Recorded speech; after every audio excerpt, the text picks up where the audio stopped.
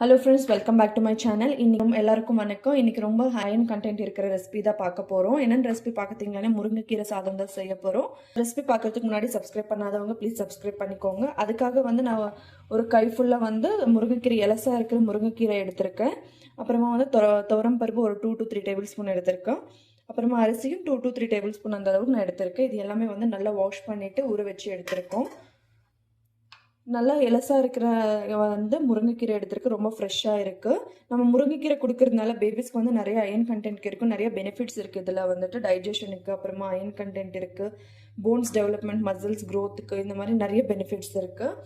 So அதனால் நம்ம 8+ மந்த்லேருந்து நம்ம முருங்கைக்கீரை பேபிஸ்க்கு கொடுத்துக்கலாம்.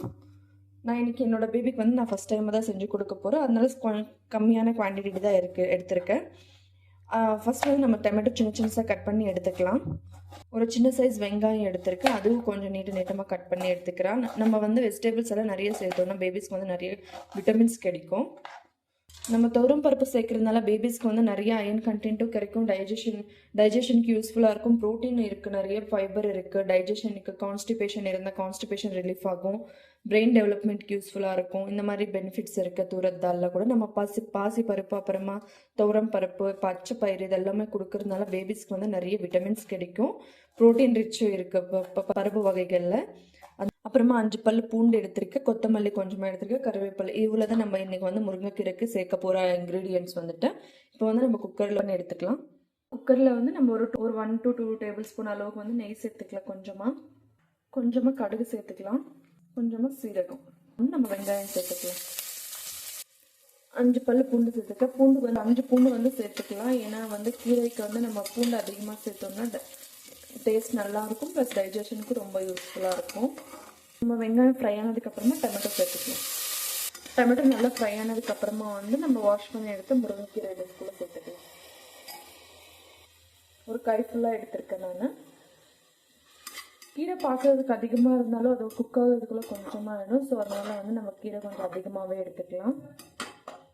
இதுவும் நல்லா ஃப்ரை பண்ணி எடுத்துக்கலாம். ஃப்ளவர் சேர்த்துக்கலாம், கொத்தமல்லி ரெண்டுமே சேர்த்து நல்லா ஃப்ரை பண்ணிக்கலாம். இப்போ கீரையில் நல்லா ஃப்ரை ஆனதுக்கப்புறமா நம்ம ஊற வச்சுன அரிசியும் சேர்த்துக்கலாம். பருப்பு சேர்த்துக்கலாம். துவரம் பருப்பு ஒரு 1/2 மணி நேரம் ஊற வச்சுன்னா துவரம் பருப்பு சேர்த்துக்கலாம். கொஞ்சமாக பெருங்காயத்தூள், கொஞ்சமாக பெப்பர், ஒரு பிஞ்ச் அளவுக்கு மஞ்சள்தூள் எல்லாமே சேர்த்து மிக்ஸ் பண்ணிக்கலாம். இப்போ தேவையான அளவுக்கு தண்ணி சேர்த்துக்கலாம்.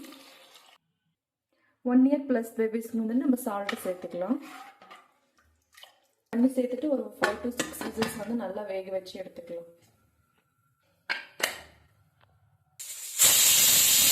6 விசில்ஸ் நல்லா வேக வச்சு எடுத்துக்கிட்டோம். இப்போ ஸ்டீம் எல்லாம் ரிலீஸ் பண்ணிட்டு நம்ம ஓப்பன் பண்ணி பார்க்கலாம்.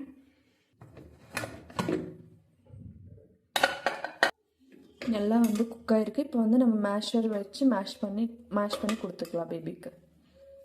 நம்ம மேஷர் வச்சு மேஷ் பண்ணலாம், இல்லைன்னா மிக்ஸிக்கு கூட பண்ணி கொடுத்துடலாம். நான் மேஷ் பண்ணி கொடுத்துட்றேன். இந்த அளவுக்கு நல்லா மேஷ் பண்ணி எடுத்துருக்கேன். செமி சாலிடாக இருக்குது கன்சிஸ்டன்சி. உங்கள் பேபி இந்த மாதிரி இருந்தால் இந்த மாதிரி நம்ம கொடுத்துக்கலாம், இல்லைன்னா நம்ம மிக்ஸி பண்ணி கூட நம்ம கொடுத்துக்கலாம் பேபிஸ்க்கு. அவ்வளோதான், ரெசிபி ரெடி ஆகிடுச்சு. நம்ம இப்போ பிளேட்டில் ஷிஃப்ட் பண்ணிக்கலாம். இந்த மாதிரி செமி சாலிடாக நம்ம கொடுத்துக்க போகிறோம் இன்றைக்கி. பேபியும் ரெடியாக இருக்காங்க, ஃப்ரெஷ் ஆகிட்டு தூங்கி எழுந்துட்டாங்க. இப்போ நம்ம லஞ்ச் கொடுத்துடலாம். நம்ம கீரை ஐட்டம் ஏதாவது கொடுக்கும்போது நம்ம லஞ்சில் தான் கொடுக்கணும், அப்போ தான் அவங்களுக்கு டைஜஷனுக்கும் கொஞ்சம் ஈஸியாக இருக்கும். இது நம்ம பேபிக்கு கொடுத்துடலாம்.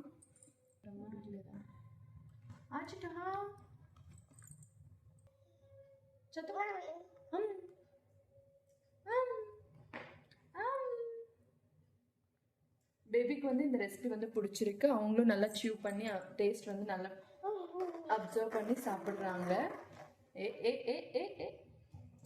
நம்ம முருங்கைக்கீரை கொடுக்கறதுனால பேபிஸ்க்கு நல்லா டைஜஷனுக்கு, கான்ஸ்டிபேஷன், இம்யூனிட்டி நிறைய பூஸ்ட் பண்ணும். அயன் கண்டென்ட் நிறைய இருக்குது முருங்கைக்கீரையில். நம்ம வீக்லி ஒன்ஸ் ஆகுது நம்ம முருங்கைக்கீரை கொடுத்தோம்னா பேபிஸ்க்கு நிறைய ஹெல்த் பெனிஃபிட்ஸ் கிடைக்கும். ஸோ அதனால் நம்ம முருங்கைக்கீரை வீக்லி ஒன்ஸ் கொடுத்துக்கலாம். முருங்கைக்கீரை நம்ம சூப்பாக பண்ணி கொடுத்துக்கலாம், இல்லைன்னா இந்த மாதிரி சாதம் கூட செஞ்சு கொடுக்கலாம். நிறைய பெனிஃபிட்ஸ் இருக்குது. ட்ரை பண்ணி பாருங்கள்.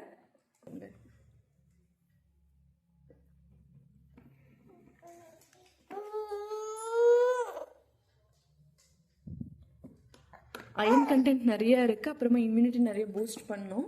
ஸோ அதனால இந்த ரெசிபி வந்து மறக்காமல் ட்ரை பண்ணி பாருங்கள். இந்த வீடியோ கண்டிப்பாக உங்களுக்கு யூஸ்ஃபுல்லாக இருக்கும்னு நினைக்கிறேன். பிடிச்சிருந்தா லைக் பண்ணுங்கள், ஷேர் பண்ணுங்கள், மறக்காமல் சப்ஸ்கிரைப் பண்ணி கமெண்ட் பண்ணுங்கள்.